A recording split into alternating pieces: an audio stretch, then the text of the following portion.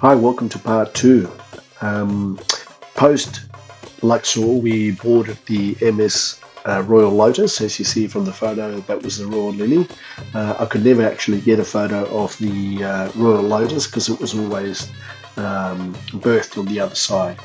But from here, we took our trip all the way to Aswan and passed through various places that you will see on the video as we move on. The ship was fantastic. We spoiled ourselves a little bit and asked for one of the bigger cabins, and as you can see, we were both very comfortable. To be honest with you, perhaps a little bit overboard, given the fact that most of the time we were either in the common area upstairs having a drink or out and about looking and seeing various temples along the way. But it was a fantastic experience. I've never been on a cruise ship before. Belinda has previously. I've got to say the food was awesome. I do regret not filming any part of that, but it was a fantastic experience for both of us, and the Nile is just majestic.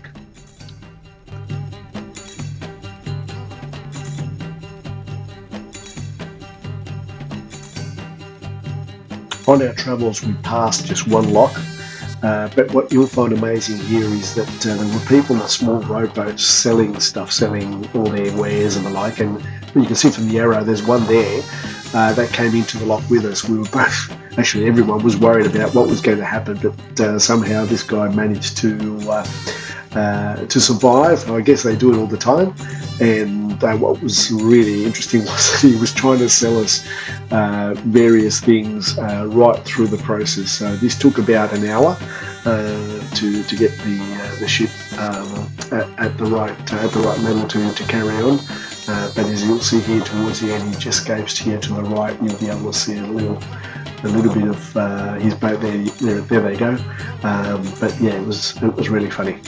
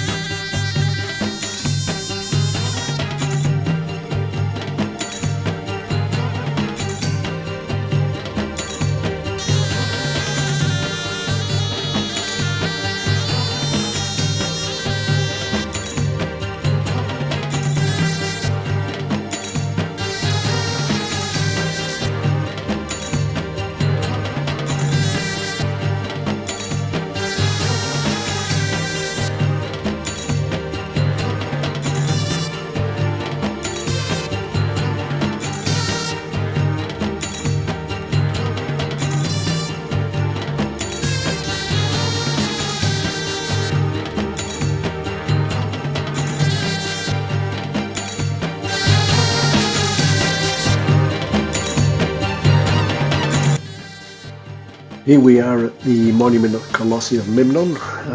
It was a drive-by, to be honest with you, as we travelled to the Valley of the Kings. I took a few photos, but as we didn't stop, we didn't have much time to sort of spend there. I'll talk a little bit about each of the tombs as we go through, hopefully not to bore anyone, but I'll give you a little bit more detail. Ramesses IV was the fifth and youngest son of Pharaoh Ramesses III. He was appointed crown prince by the 22nd year of his father's reign, after his brothers had died. It wasn't uncommon for people to die young in ancient Egypt, as you would imagine. With the assassination of his father in 1156 BC, Ramesses IV, who was at the time middle-aged, inherited the throne. He died a mere 6 years into his reign. So this is Ramesses IV. Yeah, Ramesses. No.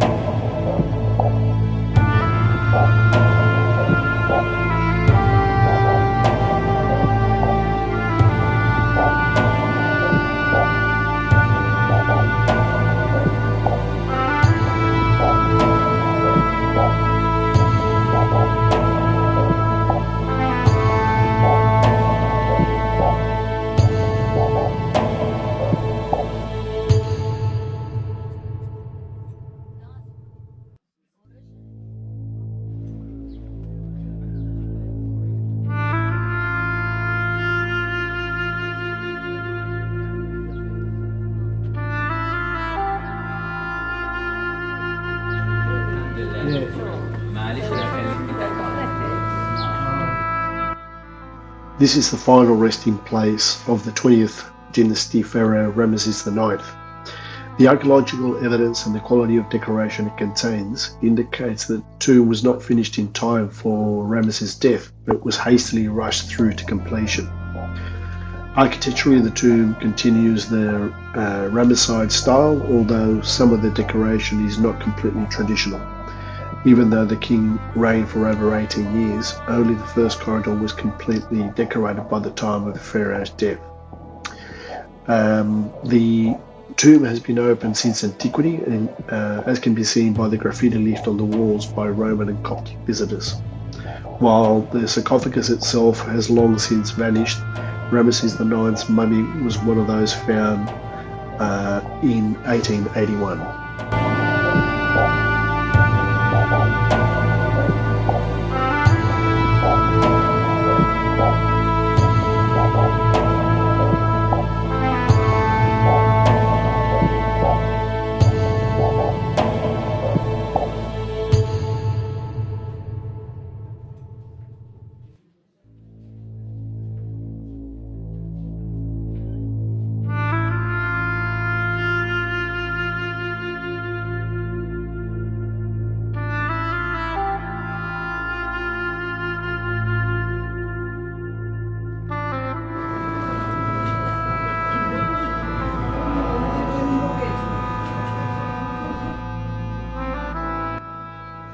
The tomb of Ramesses III has been open since antiquity.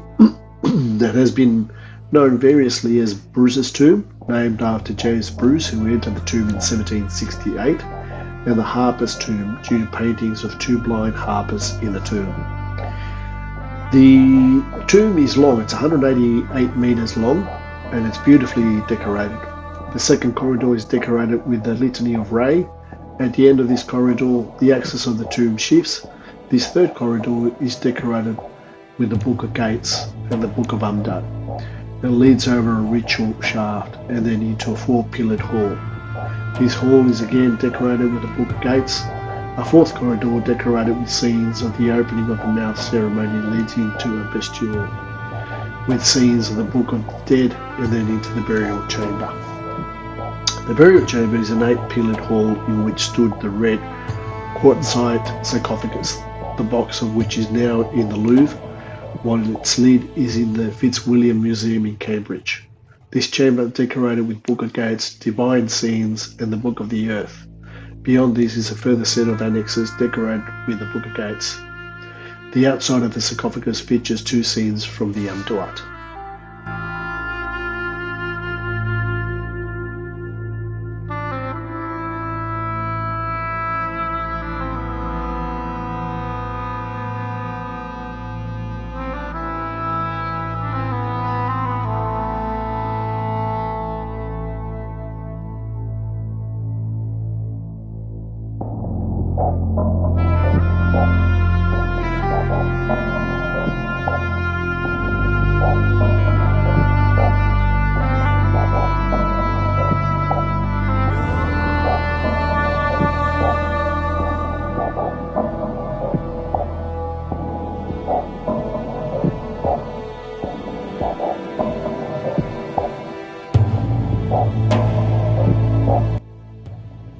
This tomb was originally constructed by Pharaoh Ramesses V.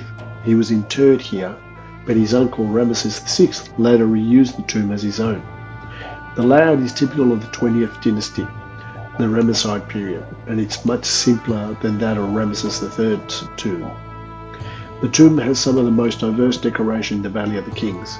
Its layout consists of long corridor divided by pilasters into several sections, leading to a pillared hall, from which a second long corridor descends to the burial chamber. The antechamber, which you will see towards the end of this section, preceding the burial chamber, contains scenes of the Book of the Dead. The walls of the burial chamber are decorated with the Book of the Earth. These include images of a solar boat with a double-headed god Acre, images of Sirius and various other gods, the destruction of enemies, and representations of the sun's rays resurrecting various figures. The vaulted ceiling of the chamber is decorated once again with the Book of the Day and the Book of the Night. framed by a double elongated image of Nut.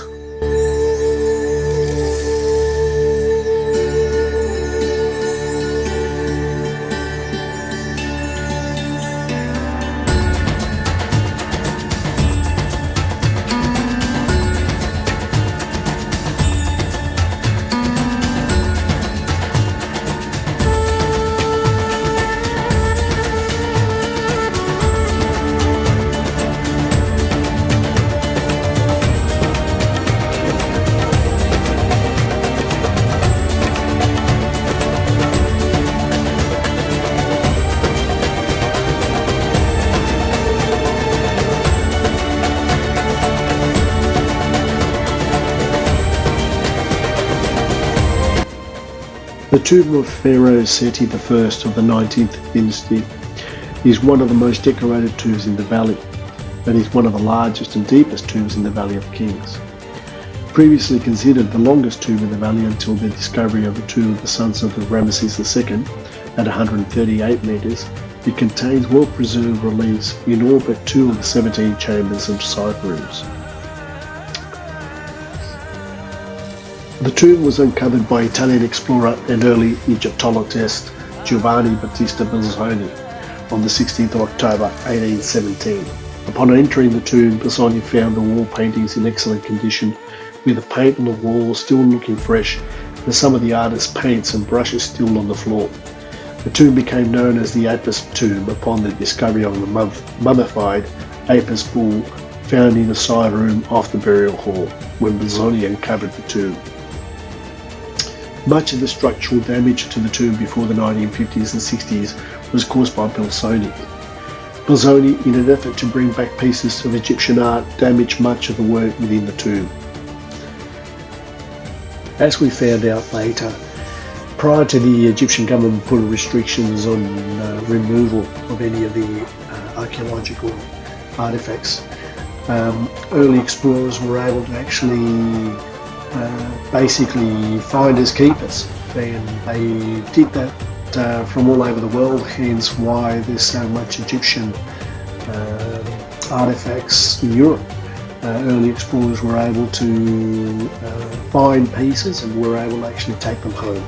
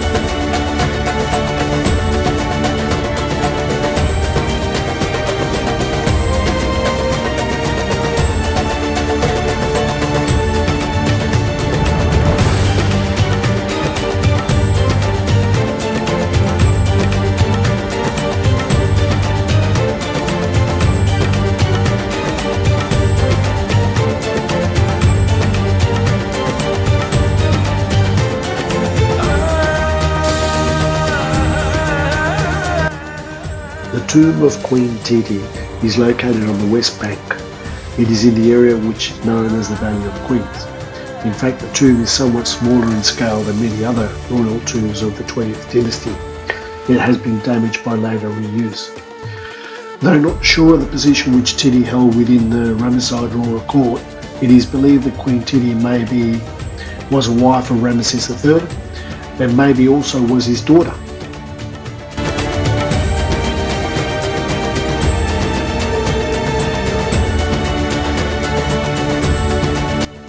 This is believed to be the tomb of the son of Ramesses III with his wife Titi, who may have also been his daughter.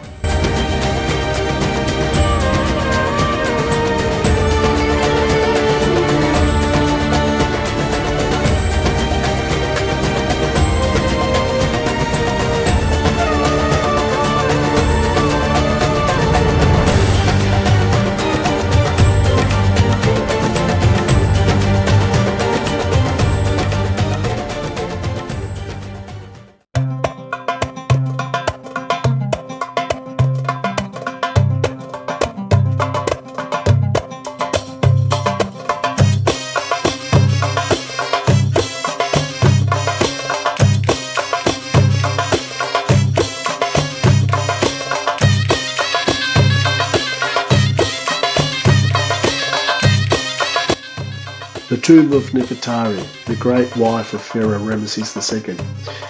It was discovered by Ernesto Schiaparelli, the director of the Egyptian Museum in Turin in 1904. It is called the Sistine Chapel of Ancient Egypt. Nefertari, which means beautiful companion, was Ramesses II, the favourite wife. He went out of his way to make this obvious, referring to her as the one for whom the sun shines in his writings. Built the Temple of Hathor to idolise her as a deity, and commissioned portraiture wall paintings.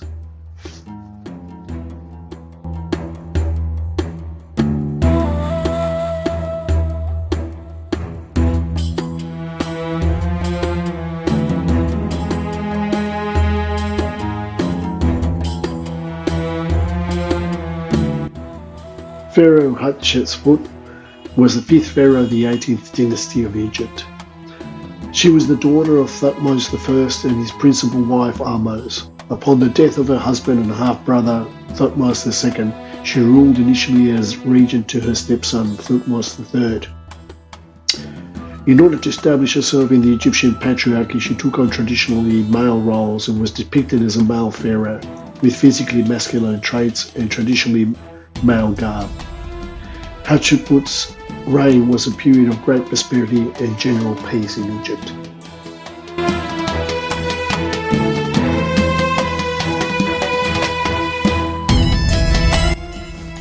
The Temple of Edfu is an Egyptian temple located on the west bank of the Nile. It was built during the Greco-Roman period. It is believed it was built between 237 and 57 BC. The inscriptions on its walls provide important information on language, myth, and religion during the Hellenistic period in Egypt. In particular, the temple's inscribed building texts provide details of its construction and also preserve information about the mythical interpretation of this and all other temples as the island of creation. There are also important scenes and inscriptions of the sacred drama which related to the age-old conflict between Horus and Seth.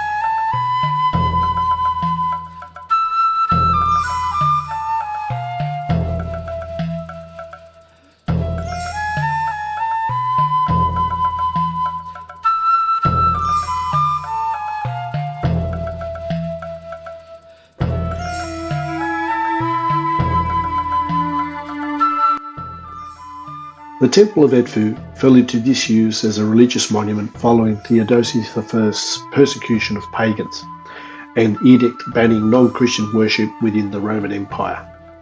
As elsewhere, many of the temple's carved reliefs were raised by followers of the Christian faith, which came to dominate Egypt. The blackened ceiling of the hypostyle hall, visible today, is believed to be the result of arson intended to destroy religious imagery that was then considered pagan. Over the centuries, the temple became buried to a depth of 12 metres beneath drifting desert sand and layers of river silt deposited by the Nile. Local inhabitants built homes directly over the former temple grounds. Only the upper reaches of the temple pylons were visible by 1798, when the temple was identified by a French expedition. In 1860, Auguste Mariette, a French Egyptologist, began the work of freeing Edfu Temple from the sands.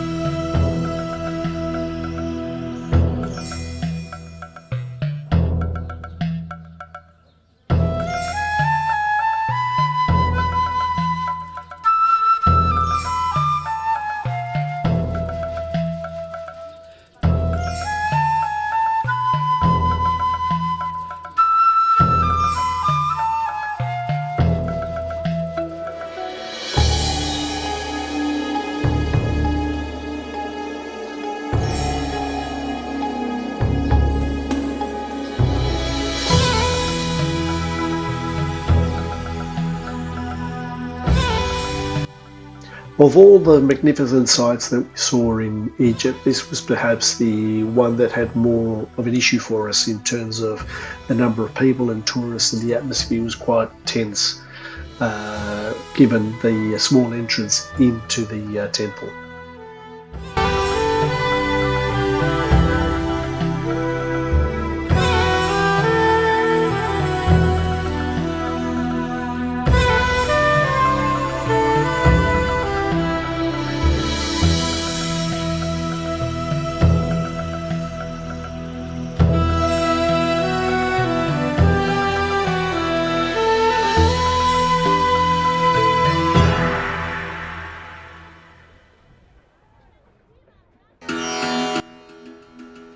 The Temple of Komombo is an unusual double temple in the town of Komombo. The building is unique because its double design meant that there were courts, halls, sanctuaries, rooms, duplicated for two sets of gods. The southern half of the temple was dedicated to the crocodile god Sobek, god of fertility and creator of the world, with Hathor and Khonsu. Meanwhile, the northern part of the temple was dedicated to the falcon god Haroeris, or Horus the Elder.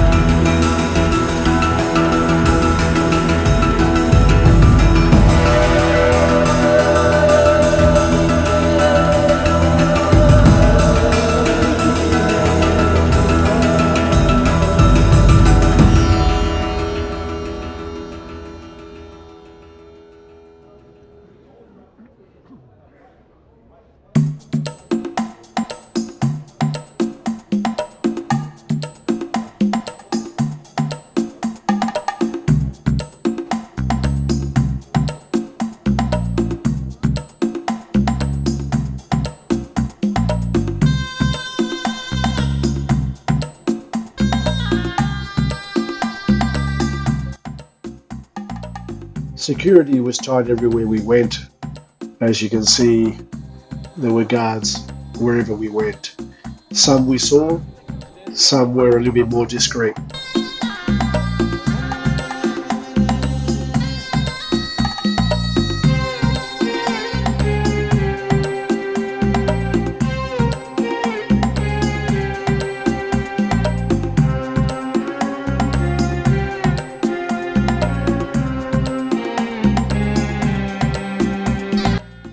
Egypt is just such a magical place, such an incredible history. There's archaeological work going on everywhere, every site we visited.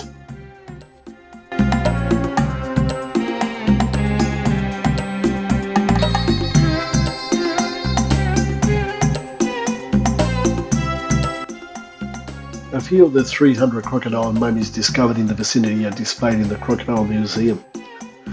In 2018, the Egyptian Ministry of Antiquities announced the discovery of the head of the bust of Roman Emperor Marcus Aurelius during the work to protect the site from groundwater.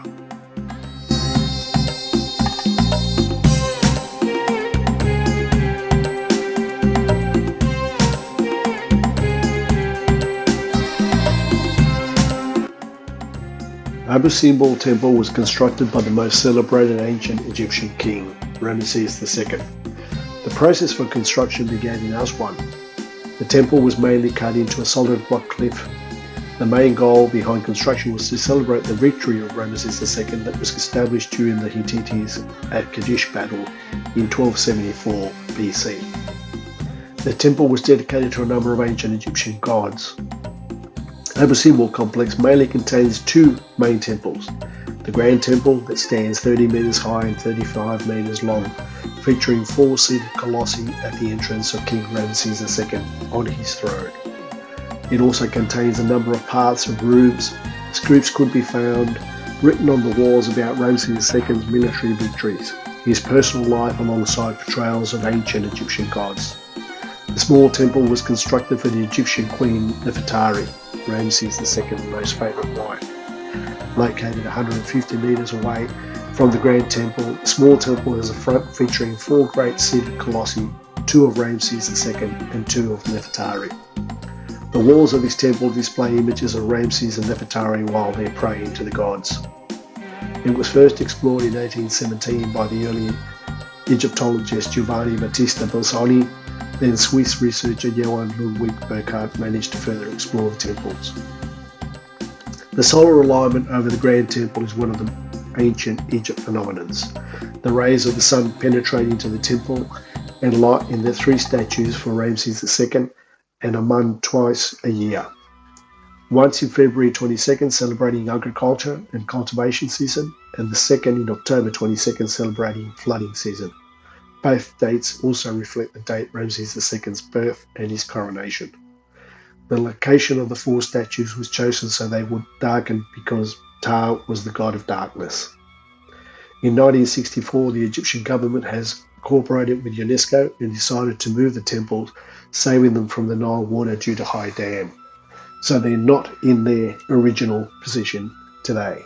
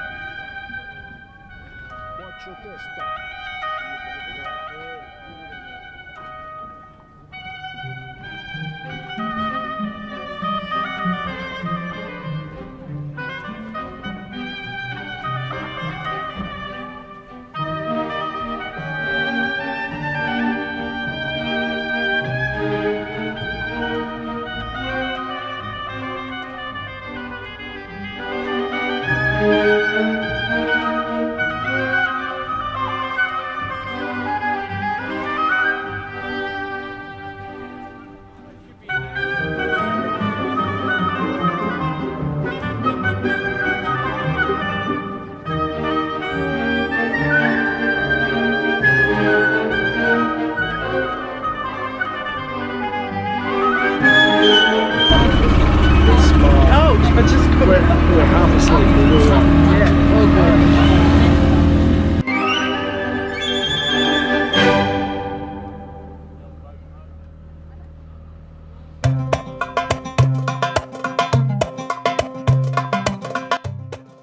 The Philae Temple is a gem in the crown of the River Nile that stands majestically on Agilikia Island, southern Egypt. This legendary site was built in 690 BC to honour Isis, the Egyptian goddess of healing and magic. As one of the last places of worship built in the classical Egyptian style, the Philae Temple has a complex and fascinating history. The Philae Temple is nestled downstream from the controversial Aswan High Dam on Lake Nasser, one of the largest man-made lakes in the world. Intrepid explorers can cruise down the calming River Nile before hopping off to explore the rich expanse of the Philae Temple. The temple complex is recorded in several classical texts by ancient writers, including Ptolemy, Seneca, and Pliny the Elder. The Philae Temple also provides the backdrop for some beloved novels. You would all be aware with a certain Belgian, not French character who solved mysteries here.